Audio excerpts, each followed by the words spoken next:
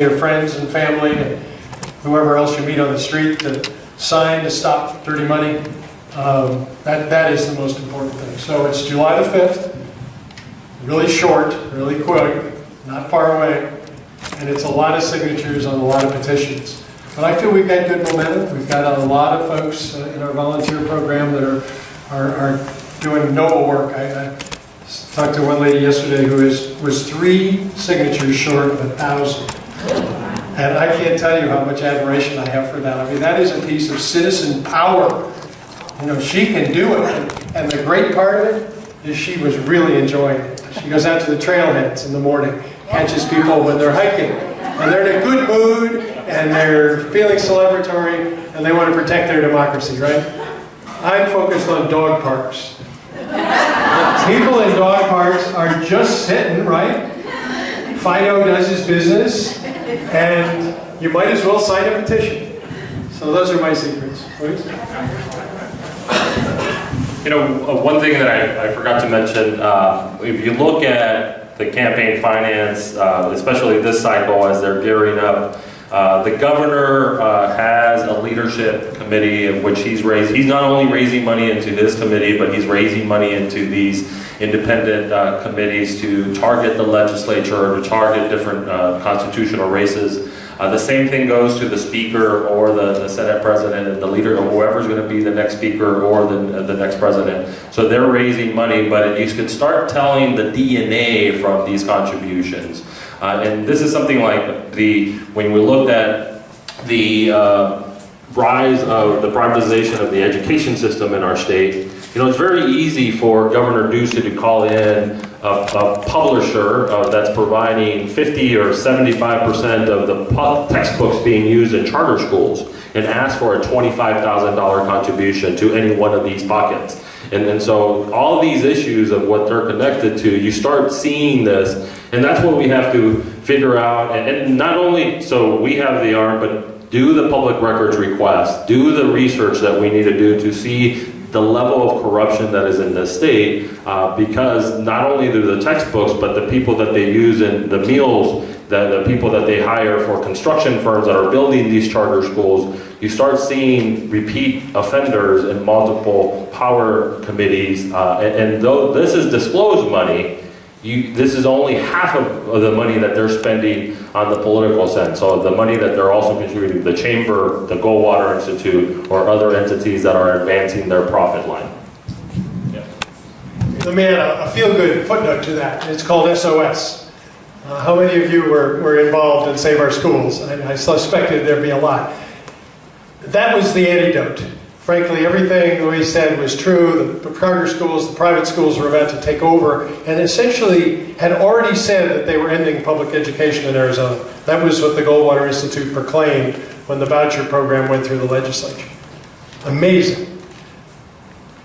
And a few people, unorganized, unprofessional about the political game, but having a whole lot of enthusiasm and using a lot of shoe leather, got enough signatures. Everybody said they couldn't do it. Got enough signatures to put that on the ballot in November. And that was part of my inspiration in thinking we could do a constitutional amendment. There's a little detail of three times as many signatures. Let's keep that among ourselves. So it is a little tougher. But the inspiration of SOS is clearly what got me going, and hopefully continues that you don't have to stand back and listen to this and do nothing. We have options in Arizona that are very important. Talks about Republicans using nonprofits to fund money for candidates. Now, if you're not on a bigger scale, like say a senator, how would you research a nonprofit and to find it like a red flag? Like this may be one that's, is there a list somewhere? There are lists. That's a tough question, and you mentioned the difficulty of researching, especially as you drop down from the national level. But they exist on the local level, and it's on both sides. You said Republicans, and perhaps many of them are, but I don't think there is any partisan flavor to dirty money, and it needs to be disclosed wherever it is. But Luis, you've got some research hints? Well, if it's interesting, if you go into their 990 and you see their board memberships and see who they contribute, either the CEO or their staffers or the communication folks, you can do individual research about the people, and then if they're giving to organizations, and the board members that sit in those nonprofits that get publicly listed, and there's two sources of where these nonprofits must list. So one is the IRS 501c3, C4, C6 all have to list their board members. But you also go, if they're incorporated in the state, you go to the Arizona Corporation Commission and get their articles and their articles of incorporation, and yearly they update their board members. And so this is ways to see, maybe not that organization it is, but if you go nationally, you got the Heritage Institute, the Cato Institute, and you know that those groups are ideological bent. But even local organizations, there are some very fundamental Christian organizations that are very partisan in nature and their makeup, and they have origins of X, Y, or Z politician, for example. Then you can start identifying some of the behind the scenes. But it isn't easy. There was a corporation, a 501c3, incorporated in the 7th of January of this year. They were called, I believe, the Arizona Education Foundation. 3 ladies were the incorporators. I didn't know who they were or who they worked for, but 1 week later, that organization dumped over $100,000 on television to tell you how wonderful your public schools were and how teachers really were getting all they needed and our kids were doing great. Now, if you believe that, I've got a very selective bridge across the Salt River that I'd like to sell you, but those ads are still on the air, and the total amount that's been spent is over $1 million. Did that come out of the sky? I don't think so. But just the names of the board members and the officers didn't tell you what we need to know, which is where it originated. It's interesting that one of them happens to be the wife of the chief, one of the deputy chiefs of staff for Governor Ducey.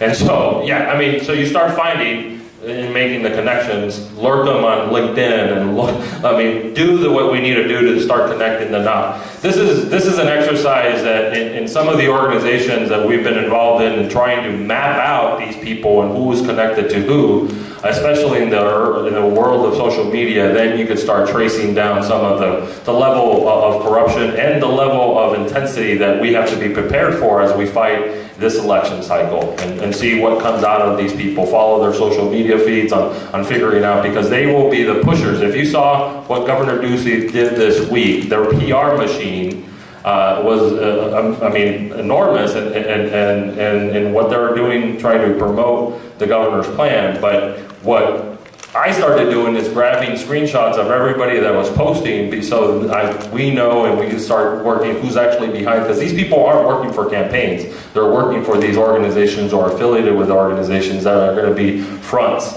for this election cycle. So one of the questions I have real quick, is there a place right now where you're saying that we are trying to, we would love to know a list, who is that woman who's the wife of so-and-so? Is there any organization that's already started database on? No. Well, I think most of the database is right here in his head. And the Secretary of State, I got to give her some credit. She tried to make a more approachable way to at least find where the money was coming in, but it's still a failure. It does not really answer those questions. So we don't have a ready, you heard what Louis said, screenshots of web postings and Facebook and going through their LinkedIn accounts. That begins to give you an idea what the connections are, but it takes work.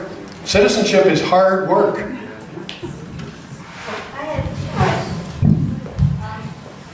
One is, why doesn't the press pick up some of the stuff and investigative reporting in the press?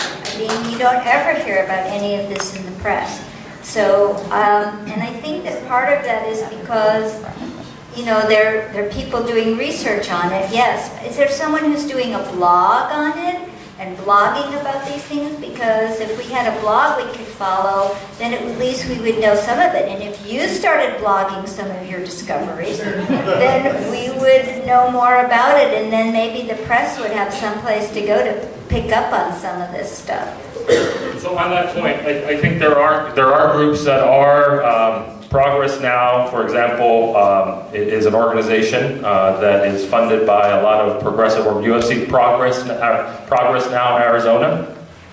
And what they're doing is connecting information. But the reality is that the newsrooms are limited. They're moving reporters. It is a crisis, and there's multiple things. What is effective is that you package these stories and hand them, and then that they can verify the facts on them. This is not spin. This is packaging this information, and we've done that in a couple of stories. And so, again, it is Progress Now, and some other organizations are working on that. But you have to package this information. Politics, Arizona Politics Unplugged, I believe, it is, I'll look up the blog, but that one right now is doing a lot of the disclosure and goes into a lot of the independent expenditures that are being spent in the state. I'm going to look. We can't be too hard on the press, because they're corporate. You all know what Sinclair is doing across the country. Have you seen the screenshot, though, that shows all the anchors talking together? That is one of the scariest things I've seen in life. All these people choreographed to bring exactly the same message to us. And so investigative reporting ain't what it used to be, that's for sure.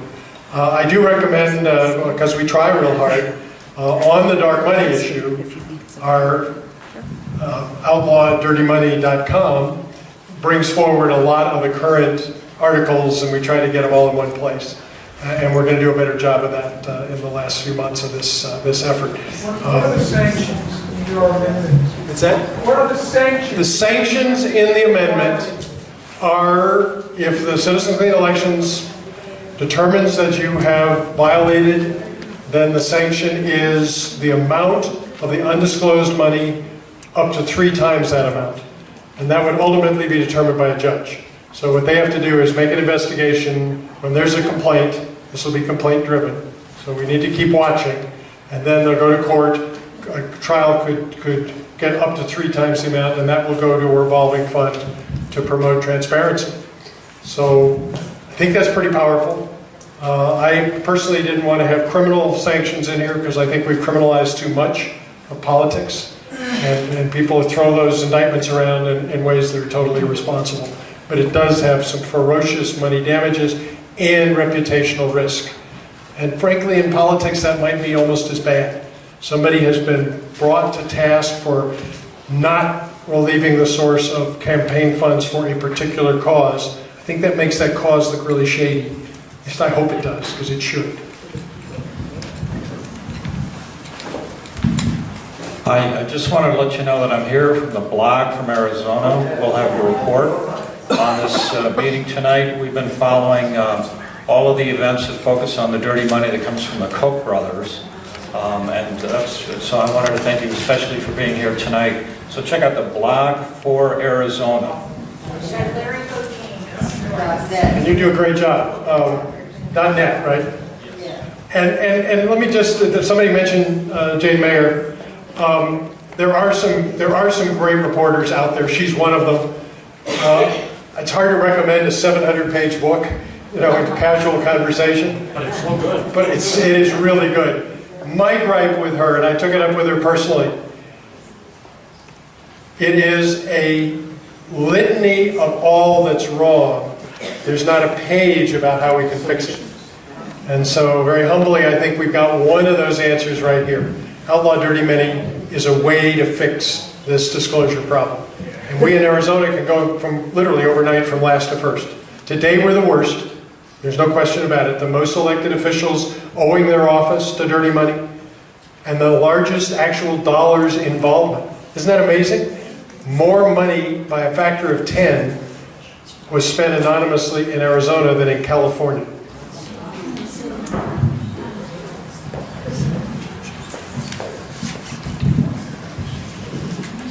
After what you just said, I want to know who and how do we find out who in the world is behind all this? My gut feeling is this is a global problem.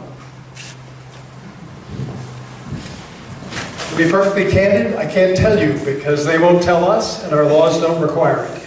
That's the worst part. And you're right, it is a global problem. I mean, nobody cannot look at the Facebook issues today and not know that individuals who wish us only harm are able to use that system against us because their identity is hidden. And if there was no other reason for disclosure, I think you just put your finger on the most important. And certainly there are other reasons they want to stay hidden. I think the first thing you have to ask when somebody says, no, I'm not going to disclose, is okay, exactly why is that? Is it because your name on the ad would be poison for anybody who watches it? Is that the reason? Is it because you have such a absolutely transparent and obvious self-interest that you're promoting, that your name on the ad would be certainly lack its credibility or hurt its credibility? Or is it because you're a corporation who doesn't want your shareholders or your customers to know? Or heaven forbid, if you're a regulated corporation, doesn't want the regulators to know what you're doing. I mean, all those are reasons to hide. None of them are good reasons to us. Well, the claim is they'll be bullied. Sorry? I said the claim is they'll be bullied. They'll be bullied. Let's examine that for a moment. You're absolutely right. I spent an hour with the Goldwater Institute where they said, we're just worried about the little contributor. First time they've ever been worried about a little contributor. We're worried about the little contributor who might be bullied. And actually, I've got a provision in the Constitutional Amendment which deals with that.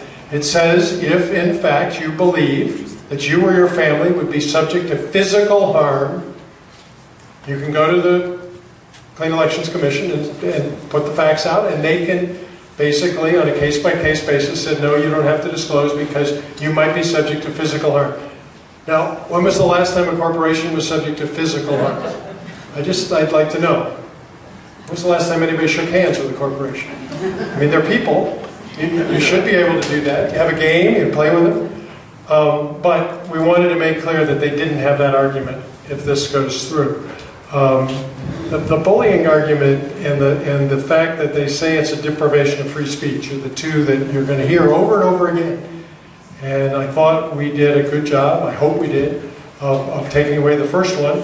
And the second one just is nonsense. There is no right to hide in the United States Constitution. If you're engaged in the political process, and forgive me if anybody is offended by this, but I'm going to quote Justice Scalia. Justice Scalia said in the most memorable terms, he didn't want to be part of a court which allowed the country to campaign anonymously. He says to do that does not resemble the home of the brave. And I thought he nailed it. I mean, that's exactly why our democracy depends on transparency. Are there other states that have outlawed dirty money? Outlaw dirty money would be unique to Arizona, especially that name. Right. There are other states that do a much better job. Arizona arguably is the worst in the nation. We're the ones who've bent over backwards to say, go ahead and hide, we don't care, we don't want to know. We're not even going to let law enforcement find out. But California does a very good job. They have the Clean Elections Practice Commission. Clean. Anyway, it's a long name. They've got a bunch of lawyers. They do a good job. They fined one of our Arizona citizens for violating their rules $1 million back in 2012. And it didn't stop him. He's still doing it. But I point to New York because the legislature wasn't involved in New York, and the Attorney General has authority over nonprofits. So he was able to put some pretty tough rules in place. A number of other states have moved strongly in that direction. Both Washington and Oregon have a lot of election reforms that I think we all ought to look at carefully. Austin, Texas passed a pretty comprehensive disclosure and campaign funding proposition. Again, laboratories of democracy, they're doing some great things around the country because people are fed up. I mean, they are saying we've got to end this. And I think that's the message that we need to convey here in Arizona. Mary? Right here? I'm close enough. The question is the problem with dirty money is its undue influence, right? Is the fact that it's drowning out the voice of the individual voters, of the individuals. That's the problem with money. So isn't that also happening, and I understand we all have to play the same game sometimes, but isn't that the DCCC, the DNC, the Republican, aren't they also drowning out our voices? We kind of feel like they are by picking and choosing who they're going to support. And is that something that you think is sort of a form of kind of dirty money? Thank you, Mary. It is a form of top-down management, certainly. A form of sort of not giving us the chance to make the decision, but having somebody in Washington or away from us do that. I mean, the former executive director of the Democratic Party should probably answer that question. Thank you, Terry. The D-Trip is part of the Democratic Party, and it's a separate branch, a separate committee, a separate organization. Individual members of the Democratic caucus are members of the D-Trip. They pay dues into and so I'm going to give you, if you want to change the culture of the D-Trip, have your individual members, but influence that these types of actions are not in the best interest of the long-term Democratic Party. And I agree with you, Mary, that there are problems, and it's individual members that need to start making, and then we put the pressure on, but it's like any organization, it requires a strategy, it requires pressure from the people that matter most, the people that give, and the D-Trip does have major donors, but the majority of their money comes a lot from individual people that click on that email. And so my problem is sometimes people complain and then walk away and somebody else's problem. And we move from an election cycle and it's somebody else's problem the next election. If we're in it for the right reasons, it's not only about November of 2018, it's continue to change it because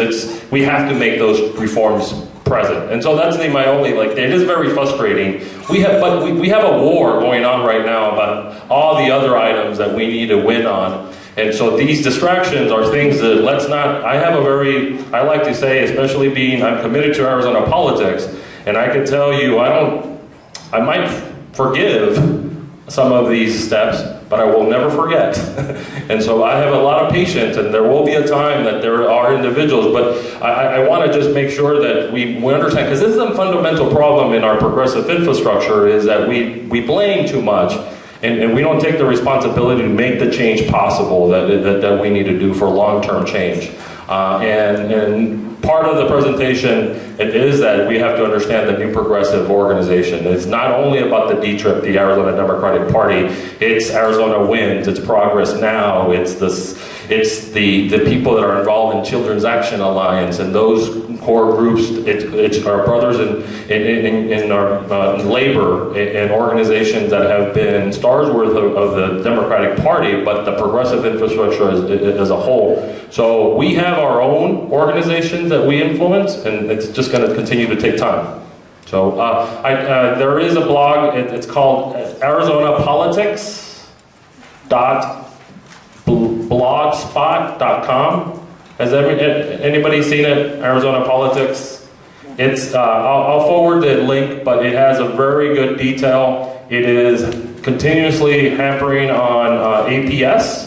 APS is the largest corporate utility in the country that has given to super PACs. This Arizona-based organization has given more money than any other corporate entity to super PACs. And so it's itemizing all the things that they've given to. And so it's a really good informational website. So it's Arizona Politics, blogspot.com. A blog spot.